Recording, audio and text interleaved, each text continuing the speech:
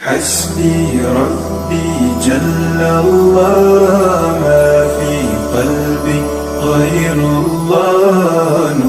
آج 8 مارچ ہے، پوری دنیا میں آج خواتین کا عالمی ڈے منایا جا رہا ہے، اس حیثیت سے کہ جناب ہم عورت کو دنیا میں اونچا دیکھنا چاہتے ہیں۔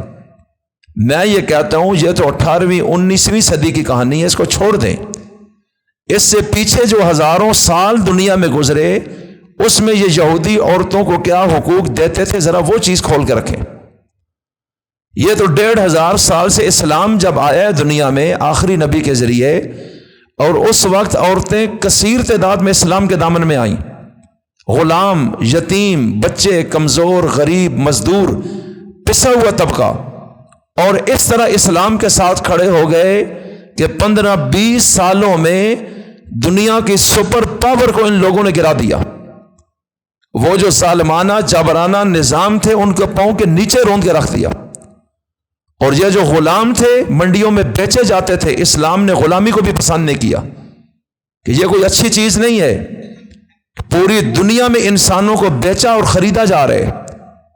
انسان اس کام کے لیے نہیں پیدا ہوا، لیکن یک دم اس غلامی کو ناجائز نہیں قرار دیا کہ پوری دنیا کی معیشت کا بٹھا گول ہو جائے گا کہ نظام معیشت ہی غلاموں پہ چل رہے، اور اگر یک دم اس کو کل عدم کرتے تو پوری دنیا میں معیشت ایک مرتبہ نیچے چلی جاتی۔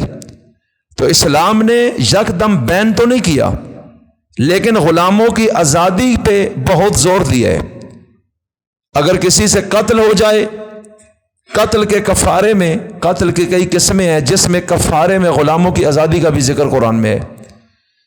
اگر کسی نے قسم اٹھا لی اور ہانس ہو گیا، قسم ٹوٹ گئی، کفارہ دینا ہے، اس میں غلام کی آزادی کا بھی ذکر کر دیا۔ کسی نے زہار کر لیا اپنی بیوی سے، یہ خاص اصطلاح ہے شریعت کی، وقت نہیں ابھی، اس میں بھی کفارہ پارہ 28 کے پہلے صفحے پہ کہ غلام آزاد کر دو۔ تو قدم قدم پر غلام کی آزادی کی ترغیب دی ہے اسلام نے۔ وہ چاہتا تھا جس قدر لوگوں کو آزادی ملے، اور پھر اس قدر حضور نے تحریک چلائی غلاموں کی آزادی کی کہ نبی کریم علیہ السلام کے ایک صحابی عبد الرحمن بن عوف رضی اللہ عنہ نے اپنی زندگی میں، بہت امیر آدمی تھے، اپنا پیسہ خرچ کر کے 30,000 غلام خرید کر آزاد کیے۔ یہ کوئی چھوٹی چیز نہیں ہے، اس سے پہلے دنیا میں تصور ہی نہیں تھا۔ یہ رسول اللہ صلی اللہ علیہ وسلم کی ترغیب تھی کہ حضرت ابو بکر صدیق نے اپنا پیسہ لگا کر حضرت بلال حبشی، ایک غلام تھے جن کو امیہ بن خلف مکہ کا سردار مارتا تھا، اس کے ظلم سے نجات دلانے کے لیے ابو بکر صدیق کو کہا، انہوں نے پیسہ لگایا اور غلام کو آزاد کر دیا۔ حضرت سلمان فارسی مدینہ یہودیوں کے قبضے میں تھے، اور رسول اللہ نے چندہ اکٹھا کر کے اس غلام کو آزادی عطا کروائی۔ اس سے پہلے تو مثال ہی کوئی نہیں۔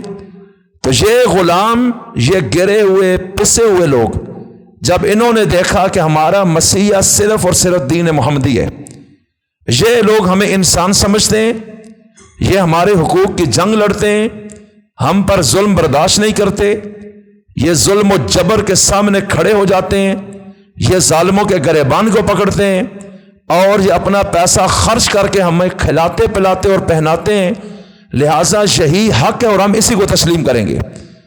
تو بغیر کسی دباؤ کے اپنے دل کی آواز سے دنیا کے غریب لوگ اور مزدور لوگ سب سے پہلے اسلام میں داخل ہو گئے، اور معاشرے میں زیادہ تر لوگ غریب ہوتے ہیں، کمزور ہوتے ہیں، پسے ہوئے، دبے ہوئے، فقیر، وہ اکثریت میں ہوتے ہیں۔ تو اکثریت جب اسلام میں آئی، دن بدن ہمارے نبی کا حلقہ بڑھتا چلا گیا۔ اب یہ لوگ نبی کے اشاروں پر گردنیں کٹاتے تھے، یہ ظالموں کے مقابلے میں کھڑے ہو جاتے تھے، یہ دین اسلام کا پرچار اپنے دل کی آواز سے کرتے تھے، اور 24 گھنٹے در رسول پر بیٹھے رہتے کہ حضور جو بھی بات فرمائیں ہم سننے کو تیار ہیں۔